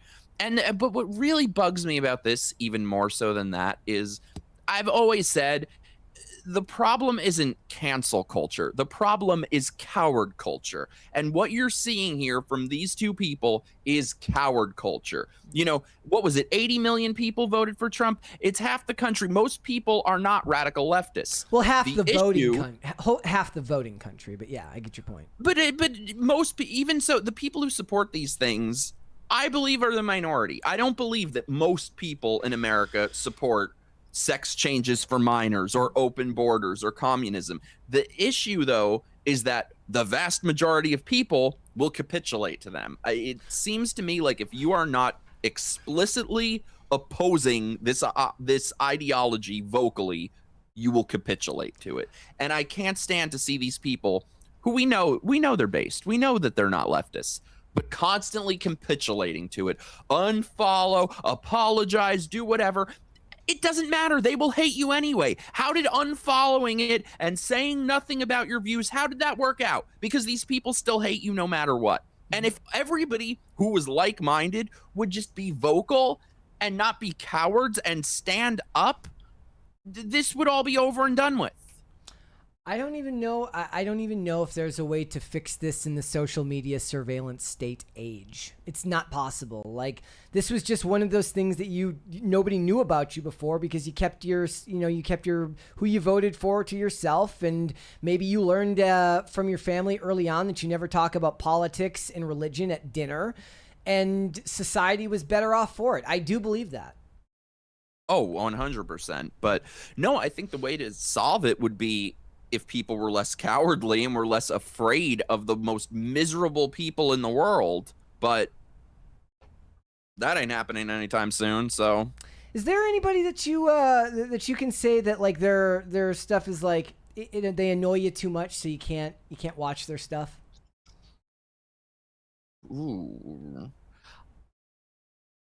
I'm trying to think. How about you? Is there anyone? So I started Reacher season 4, and Alan Richson is particularly annoying.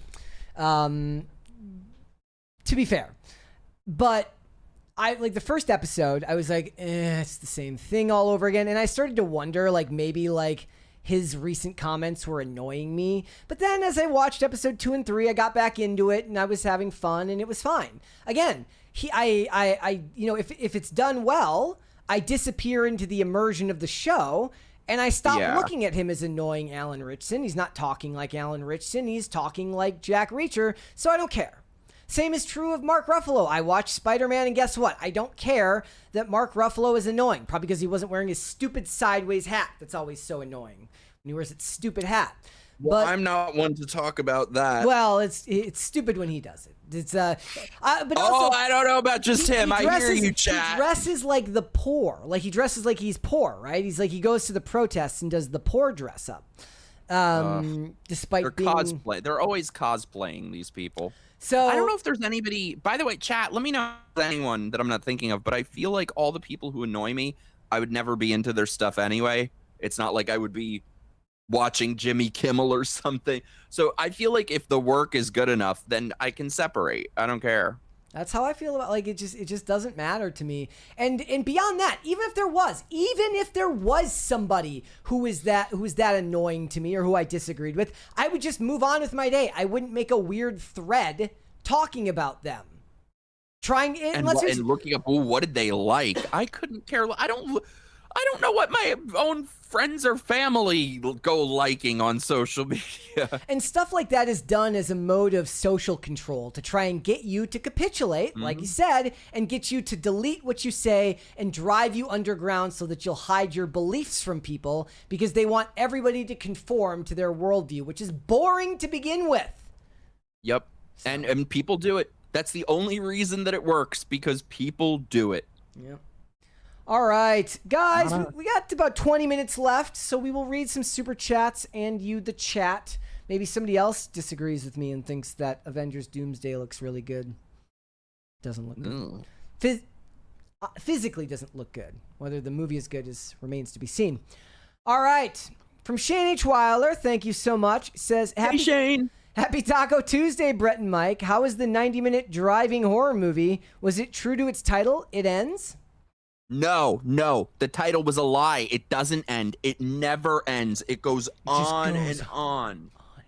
It was miserable. It was like I got hit with a tranquilizer dart. But Buddy is going to be amazing. Trust me on this. What if it lets you down, though? What if it lets you down? It's not going to let me down. It's not going to let me down. It's not going to let me down because I grew up with those creepy-ass kids shows. Like We Sing. Did anyone in the chat ever watch We Sing? That was some creepy stuff. Robert De Niro is generally kind of insufferable these days, but none of what he like. I haven't watched a new Robert De Niro movie in like a decade. I'm definitely not going to see that like Meet the Fockers movie they're coming out with Ariana Grande.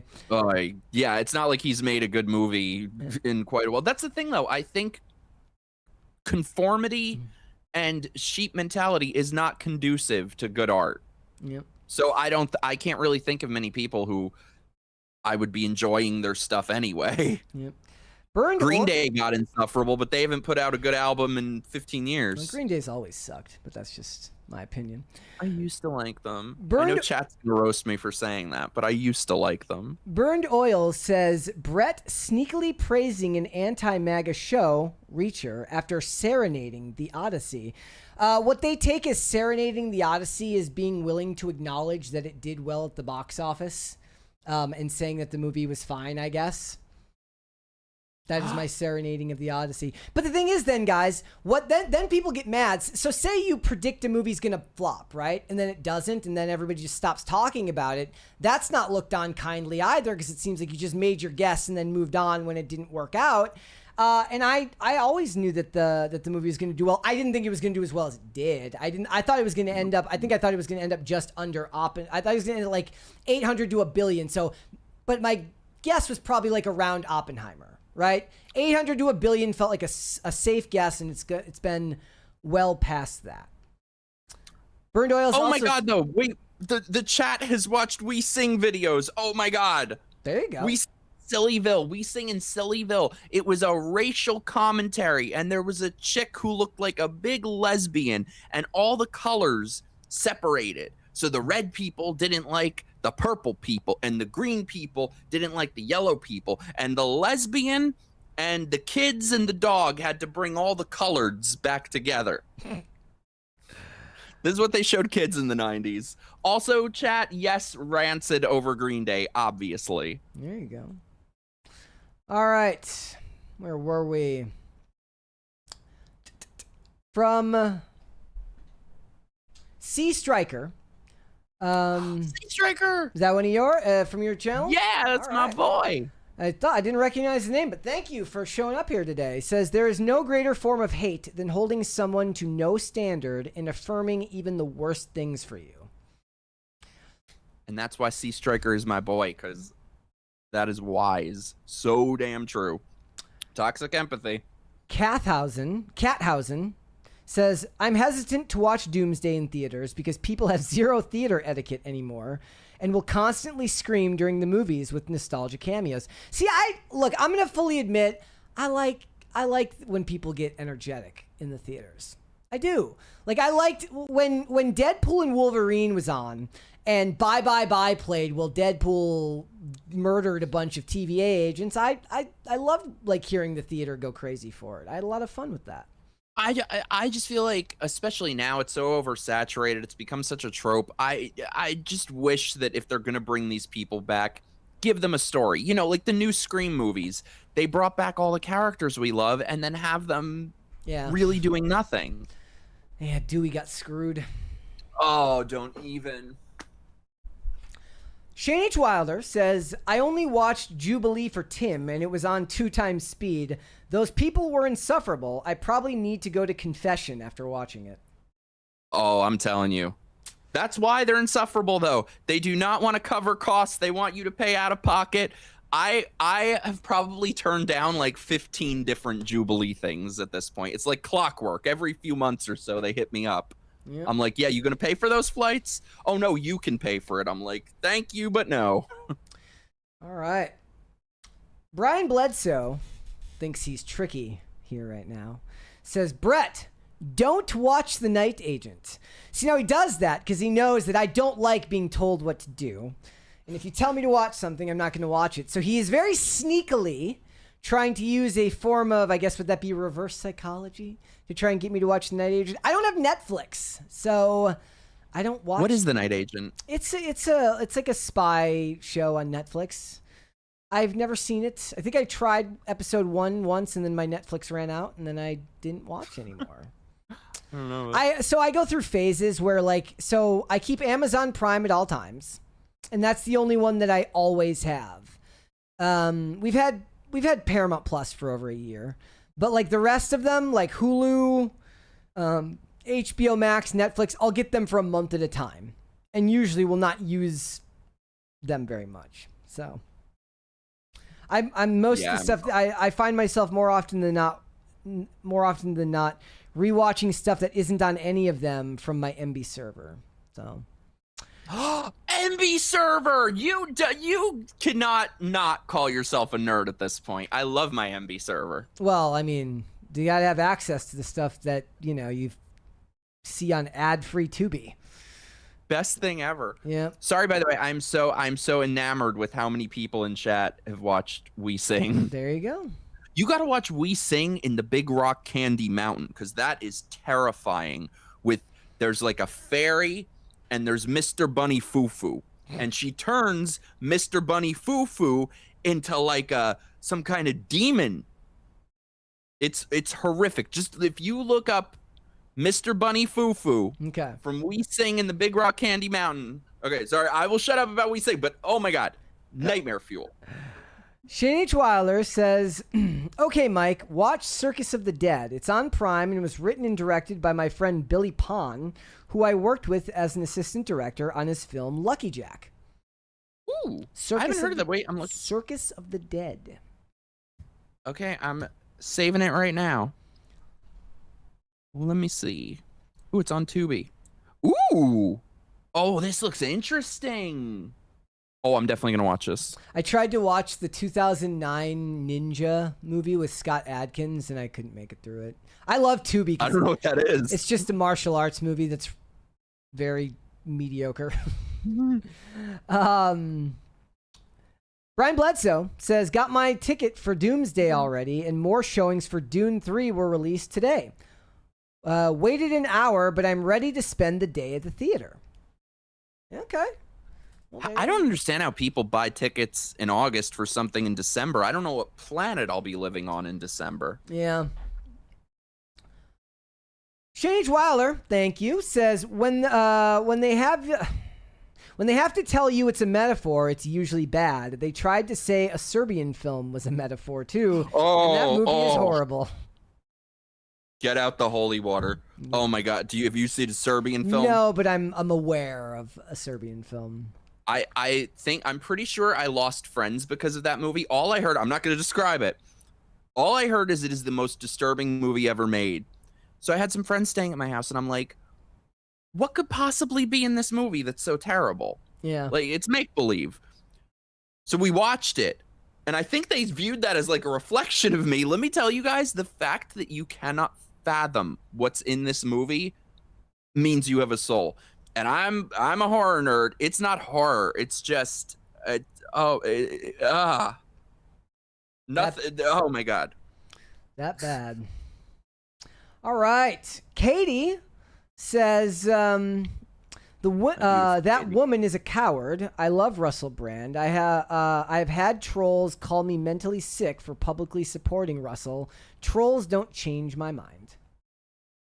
Hell yeah, I'm totally with you. I'm so sick of everyone capitulating and over nothing, because like I said, with all these people, it's not like they're even speaking a single opinion. Oh, I'm so sorry. I followed someone and you stalked me and you found out. I'll never do it again. Unfollow. Like, I don't understand the number of people who just hand their balls over to the mob. That's the chat every day. They tell me that I need to capitulate and change my views as well, and I say nay, I shall not. Hell no. Pop Culture Junkie says, actually they don't. They just make fun of me because they think I'm too far left. Pop Culture Junkie says, if Disney ever announced the true profit and loss was on Disney Plus separately at stockholder meetings, there would be a riot.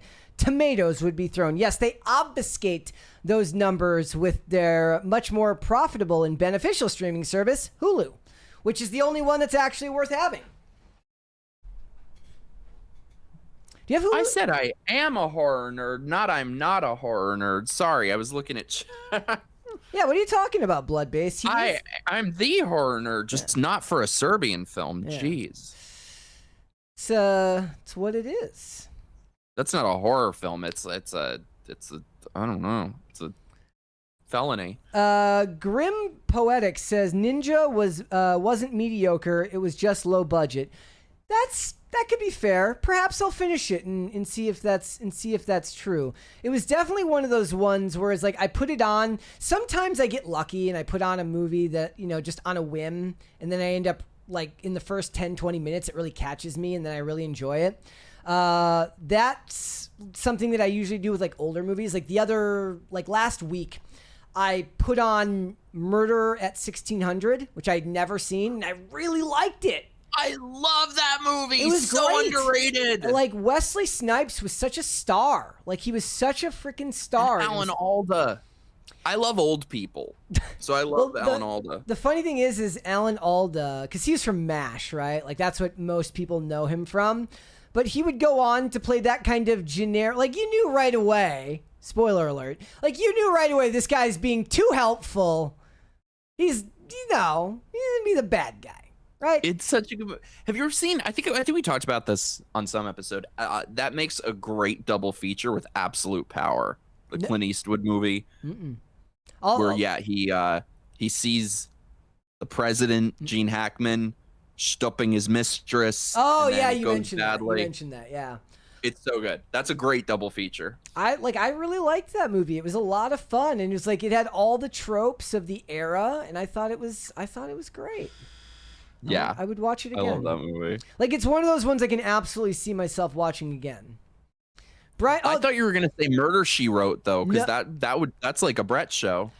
Even that's a little old for me. That's like the 80s, No right? such thing. No such thing. I'm firmly stuck in like the early 2000s. Like I don't like I've watched old Law and Order from like 1990, and then I usually just end up picking it up after it like rebooted for the first time back in like 2000 or whatever. I like it. Brian Bledsoe says, as a trucker, I don't. I think he meant as a trucker, normally I don't know where I'll be tomorrow, but I know I'll be in Phoenix around December 18th because of the Turning Point USA America Fest. Okay. Cool. Have fun, dude. Well, I'm sure you'll enjoy the movie. Like I said, me saying that Avengers looks like shit, like actually looks like shit, not like the movie looks like shit, the nuances of the English language is like, I don't think that it's a visually appealing movie. Doesn't mean it won't be schlocky fun. It looks the same as every other, Wicked and all of them. Katie says Visually. the best Law and Order is SVU. I disagree. I believe that Criminal Intent is the superior Law and Order. Vincent D'Onofrio is fantastic in that movie, or in that show. I never watched that one. SVU is just ridiculous. So Criminal Intent is like from the perspective of the criminals. Like you see the crimes and you see it's told as much from the criminal perspective as it is from the detective perspective. Surprised there isn't a podcast called The Detective Perspective. Maybe there is. Ooh, we should start it. We can investigate stuff. We should do that. I've always wanted to start a business that's like a detective agency, but also a brothel. But like classy stuff. What? Because those are non sequiturs. What the hell are you talking about? No, they're not. They're not. Like classy, the whores can fund the detective work. Okay. And it could be, I think that just like makes Harlow. I think that just makes you a pimp. So it's separate businesses. It just means you're using your pimp profits to fund your invest. So is that like is the idea here that your cosmic wrongs are being like removed by the good work you're doing by being a detective? Because I don't think that's gonna work. No, it's just like a 2-for-1 kind of deal. Harlow's detective agency / brothel. Okay. But a classy one. All right. All the women have W-2s. They're paid well. They don't have to rely and maybe on tips. they could also be detectives, because then they could double as like the honey trap. I think there's something. At the very least, you can make it into a movie. Shane H. Wilder says, I didn't even get 15 minutes into a Serbian film before I had to go throw up. When it premiered at Fantastic Fest, they locked people in the theater. What?